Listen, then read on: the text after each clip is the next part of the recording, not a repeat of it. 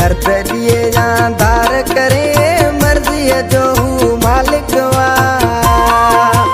दर्द लिए दार करे मर्जी जो हूँ मालिकवा। मूं वसियत में ही लिखी छॾियो जीअं करे हुन जो हक़वा। मूं वसियत में ही लिखी छॾियो जीअं करे हुन जो हक़वा। दर्द लिए दार करे मर्जी जो हूँ मालिकवा। मूं वसियत में ही लिखी छॾियो जीअं करे हुन जो हक़वा। मूं वसियत में ही लिखी छॾियो जीअं करे हुन जो हक़वा।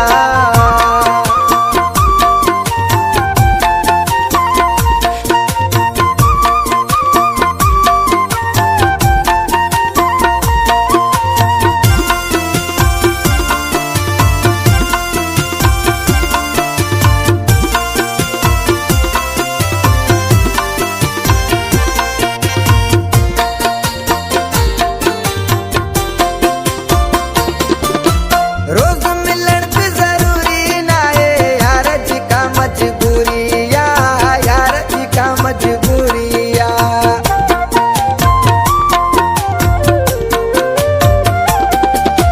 रोज मिलन भी जरूरी ना है यार जी का मजबूरी या यार जी का मजबूरी या।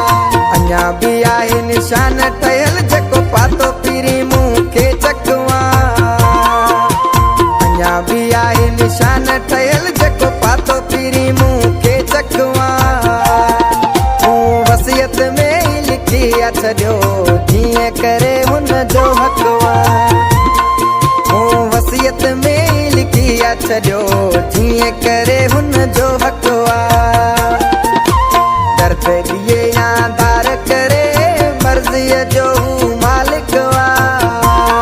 मूं वसियत में ही लिखी छॾियो जीअं करे हुन जो हक़वा। मूं वसियत में ही लिखी छॾियो जीअं करे हुन जो हक़वा।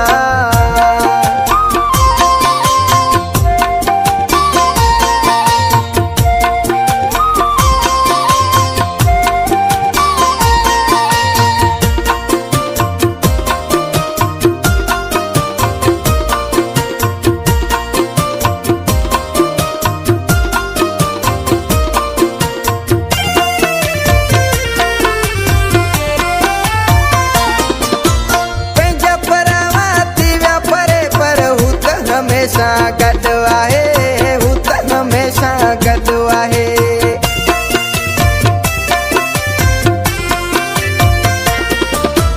पंहिंजा परवा थी विया परे पर हू त हमेशा गॾु आहे हू त हमेशा गॾु आहे।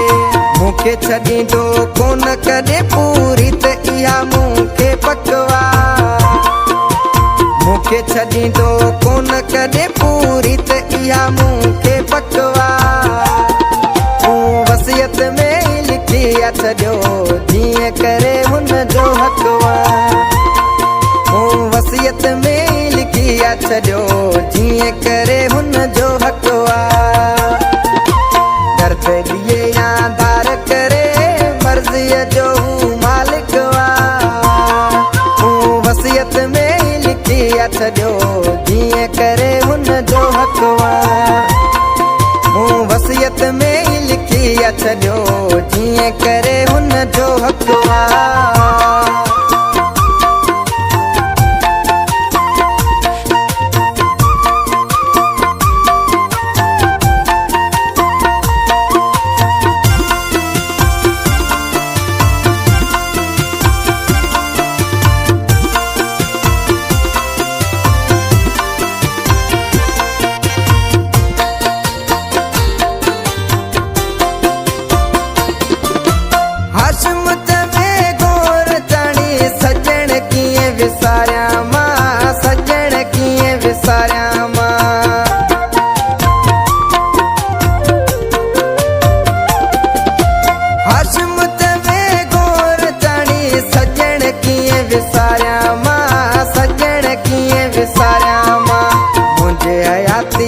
साथी हिन दुनिया